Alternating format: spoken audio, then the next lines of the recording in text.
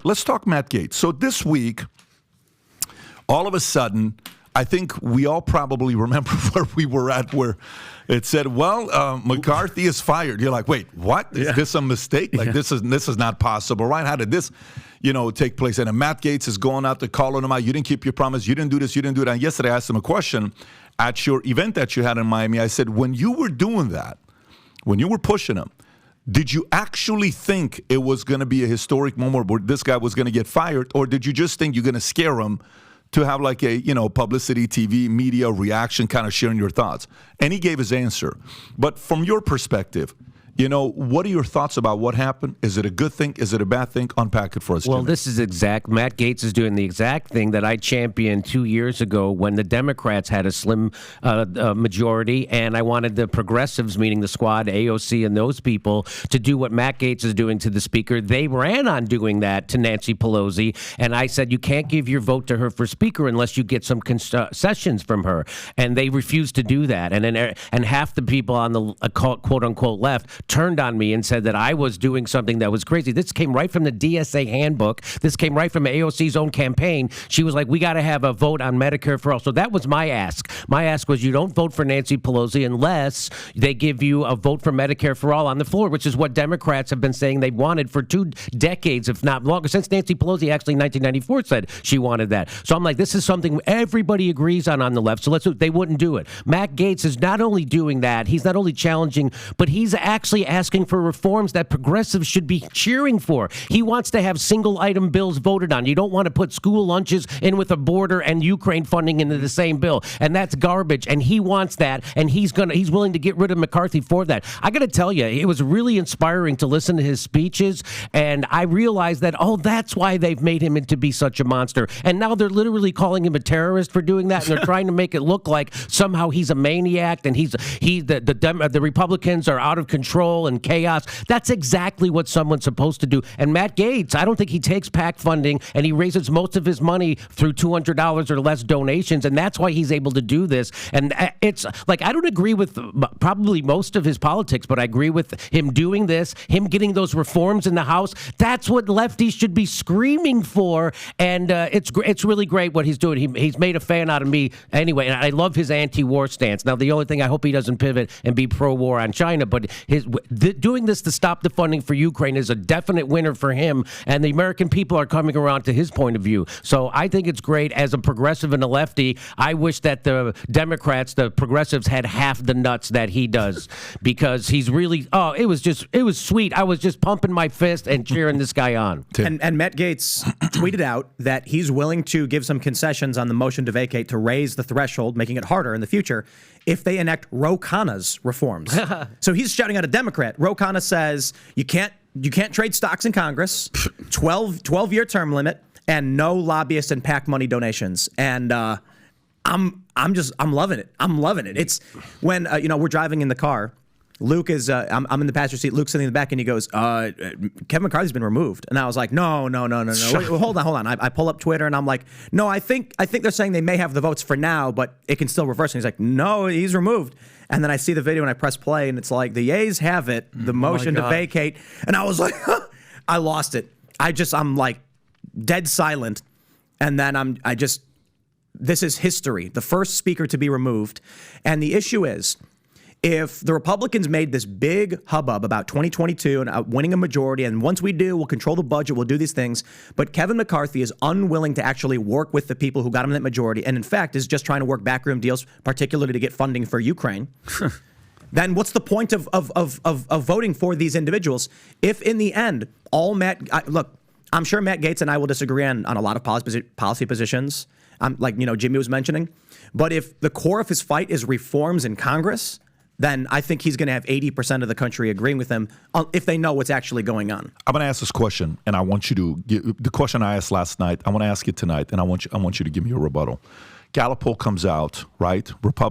Americans trust Republicans and economy, 53-39, highest difference between the two ever. Okay, they trust Republicans for military, they trust Republicans for economy, they trust Republicans for almost everything, right? Everything was them trusting Republicans. By the way, we haven't had this. If you have the chart, Rob, to pull it up. Since when? If you've seen this, it's not something that's normal. For the longest time, they trusted Democrats. If you look at the blue and the red, look at this exchange on what's happened. It's very high and where we are today, right? It's just a number we're not accustomed to seeing. And purple, the people that no difference, no opinions, going lower and lower and lower, which means people are having more and more opinions of what they want to do.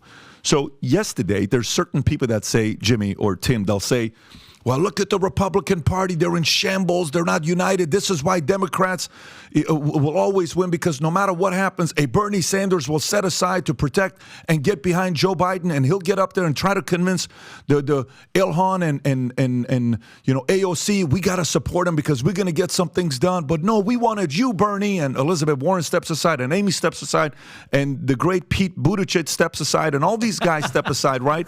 And then look at the Republicans, man. They can't even get along. And then even some things, Trump say, why can't these guys all get along together? So there is different messaging from different people. Open-ended question. What do you say to the people that are saying, listen, Matt kind of just broke apart the Republican Party just because of 8 people were not happy with McCarthy? Maybe it is that right now what Matt Gaetz has done will create the image of disunity and scare the people who finally turned around. But I'll tell you what I actually think.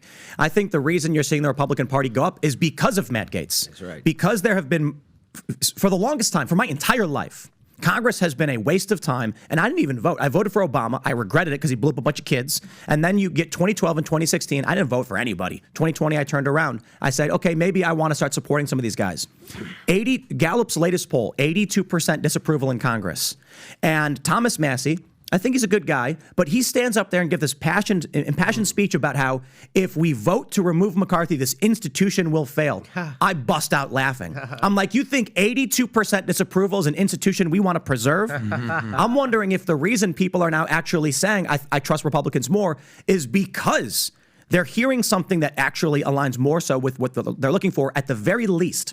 If it is Matt Gaetz saying, I want reforms and no more politics as usual, no more revolving door BS, no more lobbyist money, yeah, okay, I'm behind Republicans for that, if that's what it is.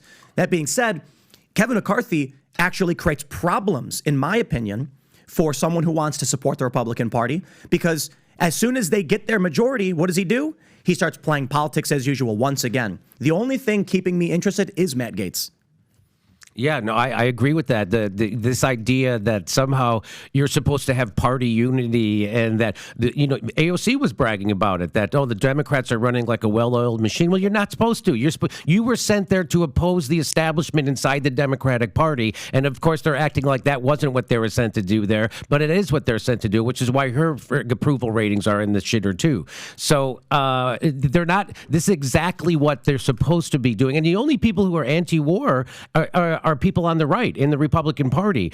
And as a lefty, I got nowhere to go. It's just like so it's again, just to reiterate, it's great what Matt Gaetz is doing. So that's why he's going to be slimed and smeared in the corporate press up and down. He's going to be called everything from a pedophile to a terrorist to a white supremacist. Yep. That's the game. And so we got to be aware of it. And I stand in solidarity with his reforms in Congress. And I think most of the American people, they want to get PAC money out of there. They want to have single issue voting.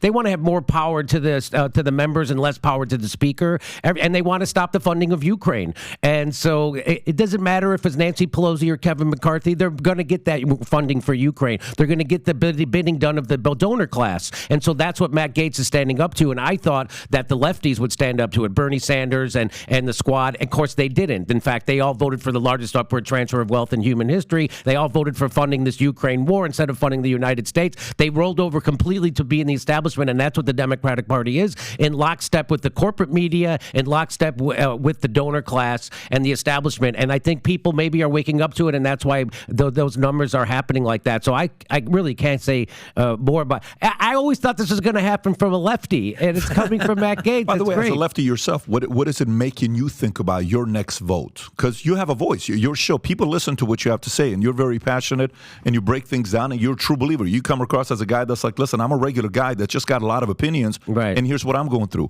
What do you think? What are you grappling with yourself for your vote in 2024? Well, I was thought I was going to support Cornel West, but I'm not going to support. I can't see that happening now. He's in bed with the same establishment people. He's got Peter Dow, who's a cancer on the left, in charge of his campaign, which is why he's flailing. And he just left the Green Party, so he's not going to get ballot access. So he's not really running for president, and that was clear to me when he came on my show. He didn't ask for my vote. He didn't ask for the votes of the people who watch my show. In fact, he looked like he just came on to pick a fight with me.